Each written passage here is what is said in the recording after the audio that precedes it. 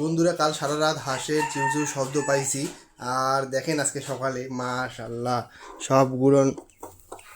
সবগুলোন বাচ্চা বের হয়ে গেছে। আলহামদুলিল্লাহ, সবগুলোন বাচ্চা বের হয়ে গেছে মাশাল্লাহ। তাই এখন আমরা যেগুলো বাচ্চা আছে সবগুলোন বাচ্চাকে এখন আমরা বাইরে নিয়ে যাব এবং বাইরে নিয়ে যাওয়ার পর এদের আমরা খাইতে দেব। এদের আমার ডায়েট ব্যবস্থা করছি। আমি মুড়ি পানির মধ্যে ভিজায় রাখছি। এই ভিজানো মুড়িগুলো নরম হয়ে যায় অনেক। এই নরম মুড়িগুলো এই বাচ্চাদের জন্য বেস্ট, হাঁসের বাচ্চার জন্য। আপনাদের যাদের হাঁসের বাচ্চা হবে তারা অবশ্যই এইভাবে মুড়ি পানির মধ্যে ভিজাই খাওয়াবেন। গাইজ, আমরা এখন আমাদের এই হাঁসের বাচ্চাগুলোকে বাইরে নিয়ে যাব এবং এদের খাবার দেব। গাইজ, দেখতে পাচ্ছেন যে আমি এই যে মুড়িগুলো পানিতে ভিজায় রাখছি। এই ভিজানো মুড়িগুলো অনেক নরম হয়ে যায়। এই নরম মুড়িগুলো আমি হাঁসের বাচ্চাকে আমি খাইতে দেবো। এখন ফার্স্ট আমি হাঁসের বাচ্চাগুলো দেখেন চুস মারতেছে, মানে মুখ দিয়ে ঠোকর দিতেছে খাওয়ার জন্য। এখন আমি একটা একটা করে বাচ্চাকে বের করব। একটা, দুইটা, তিন, এই মুরগিটা 10 আর এই যে 11। গাইজ, টোটাল 11টা বাচ্চা আমাদের ডিম ফেটে বের হয়েছে। আশা করা যায় এই বাচ্চাগুলো সুস্থ থাকবে মাশাল্লাহ। এখন সবাই আলহামদুলিল্লাহ লিখবেন, মাশাল্লাহ লিখবেন, যাতে বাচ্চাগুলো সবগুলো সুস্থ থাকে। দেখেন এই যে এর মা এখন একে এগুলো ফিট করাবে। এগুলো অলরেডি বাচ্চা পানি খাওয়া শুরু করছে। ভাই, এই পানির মধ্যে নামিস না, দিক থাক।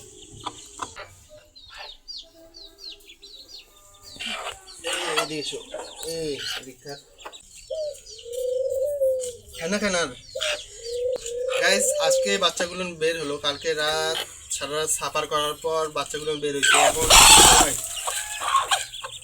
এখন সারা রাত সাফার করার পর বের হয়েছে। এখন একটু উইক আছে।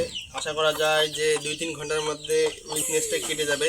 খাওয়া দাওয়ার পর হাঁটাহাঁটি করার পর আবার সুস্থ হয়ে যাবে।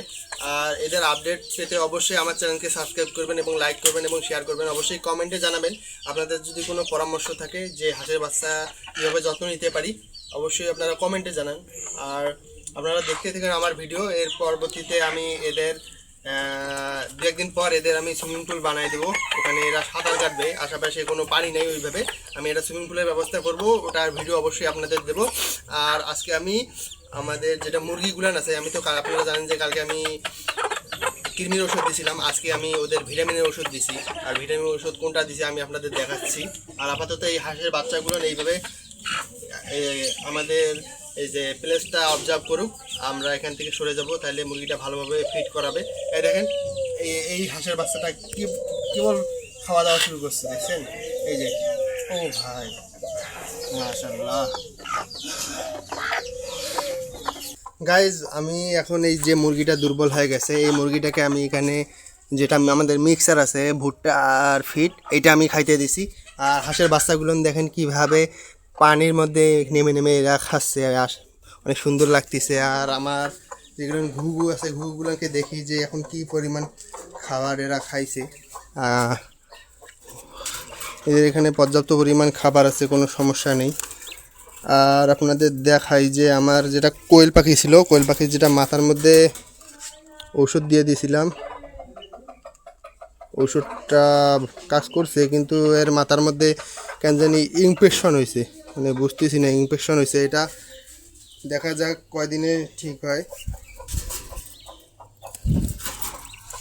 আর এই আমাদের ফিমেল ঘুঘুটার মেল একটা অনেক দরকার। এই মেল আনলে আশা করা যায় কয়েকদিনের মধ্যেই ডিম বাচ্চা করে ফেলবে। আর এই কোয়েল পাখিগুলো অনেক পরিমাণ বেশি খায়। এই হাঁসের বাচ্চাটার কি হয়েছে? এই হাঁসের বাচ্চাটার যা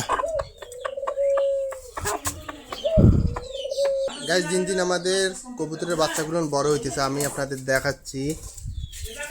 এই যে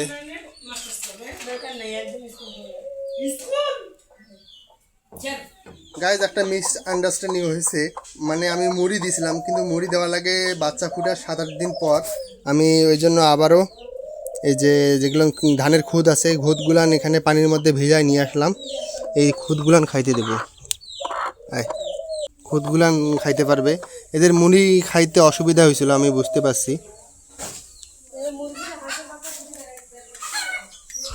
এদের মুড়ি খাইতে অসুবিধা হয়েছিল, এখন আমি আবার ওটা চেঞ্জ করে আবার এখানে আমি ধানের খুদগুলো দিয়ে দিছি।